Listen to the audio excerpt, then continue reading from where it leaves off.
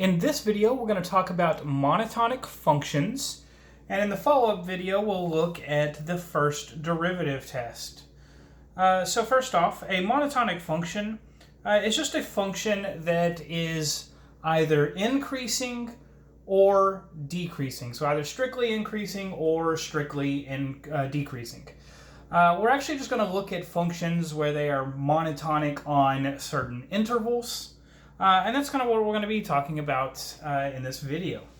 So we should start with just a definition of increasing and decreasing as a reminder.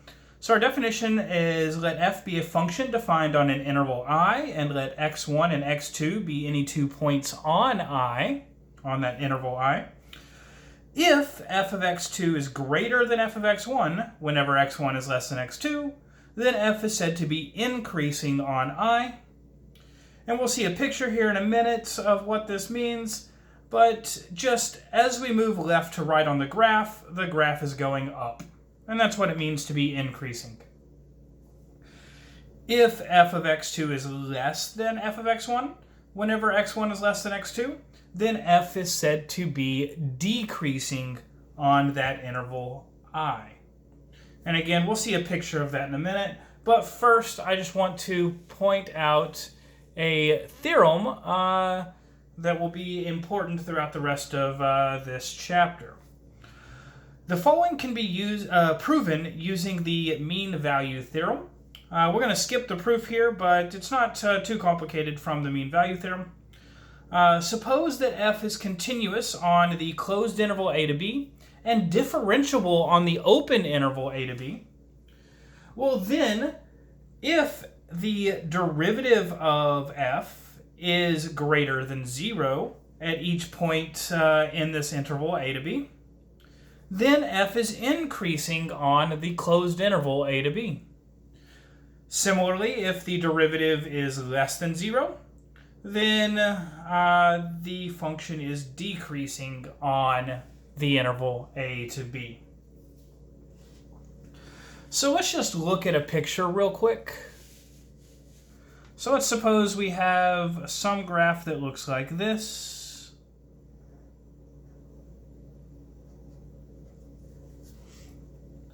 And maybe we have some point here, which is x equals a, and some point here, which is x equals b. And what we can see from our definition of increasing and decreasing is that as we move left to right here, the function is going up on this interval from negative infinity to a. So our function is increasing on the interval negative infinity to a.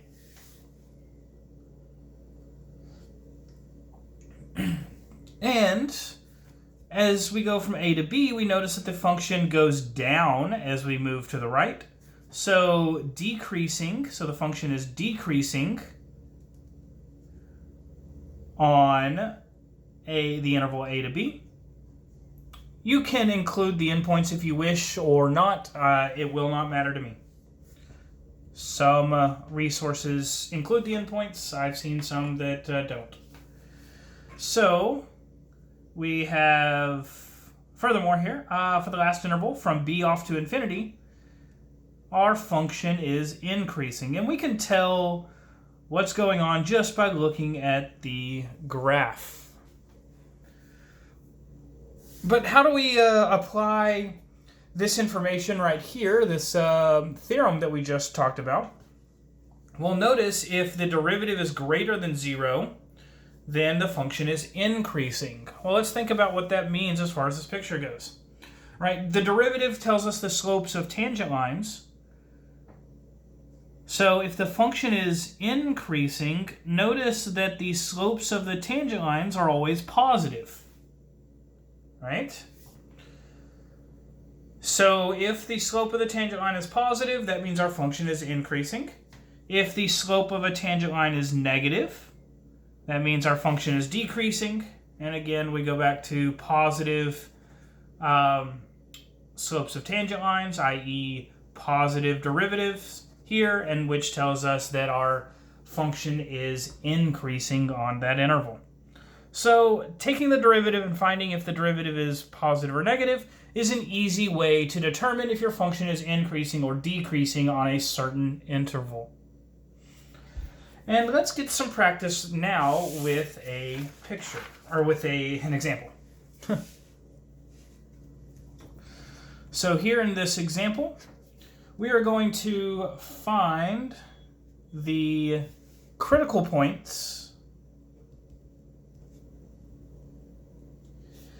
and the intervals in which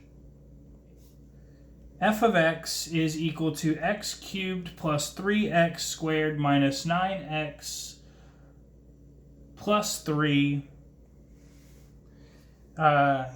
increases or decreases.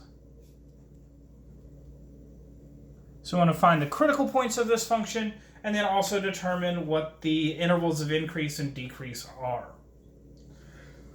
Well, to do that, we can find where the derivative is 0 or positive or negative, right? So critical points will happen when the derivative is 0 or the derivative doesn't exist, but this is a polynomial, so we only need to look for where the derivative is 0. So let's find our derivative here.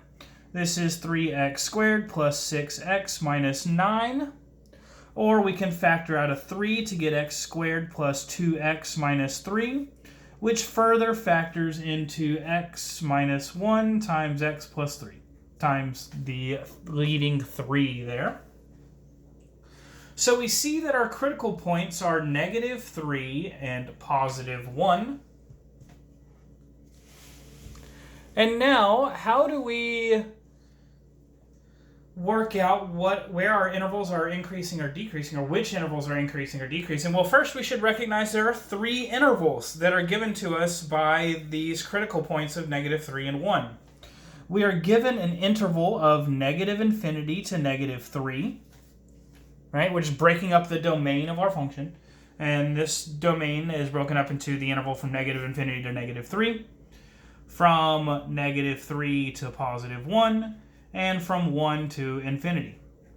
Why am I breaking it up like that? Well, the only way our function can switch from increasing to decreasing, or vice versa, is at a critical point, either when the derivative doesn't exist or when the derivative is 0. So since these are the only 2 critical points, this gives us all 3 intervals that we need to check for where the function is increasing or decreasing. And here's one nice and easy way to do that if we already have our function in factored form. We can write out our factors up here, and this will help us determine whether the derivative is positive or negative, which will tell us what is going on in the original function. So what we can do is we can plug in values in these intervals into our derivative function. So for negative infinity to negative 3, we don't choose negative 3 because that's actually not included here. So choose anything inside that interval. Let's say negative 5. Let's suppose I plug in x equals negative 5 here. I could plug this just back into the derivative and find out whether it's positive or negative, but a quicker way to do that is if we break this up into factors. Negative 5 into here is negative. Negative 5 into this factor is negative as well. We would multiply those 2 things, so a negative times a negative makes a positive. So our function is positive on that interval. If our derivative is positive on that interval. So if the derivative is positive on that interval, what does that tell us about the original function? That tells us it is increasing. Let's pick x equals 0 for this interval. So this factor is negative, that factor is positive. That tells us the derivative must be negative because it's just a negative times a positive. And which tells us our function is decreasing on that interval. Let's pick something between 1 and infinity. All right, let's go with 10. Why not? Well, this is certainly positive. This is certainly positive. So our derivative is positive, which tells us our function is increasing. And this tells us exactly what we wanted to know. We know our critical points are -3 and 1, and increasing, our intervals of increase,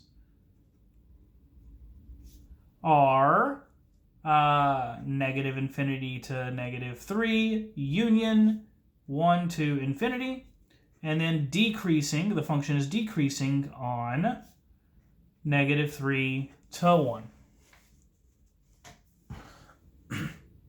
And that will complete this video.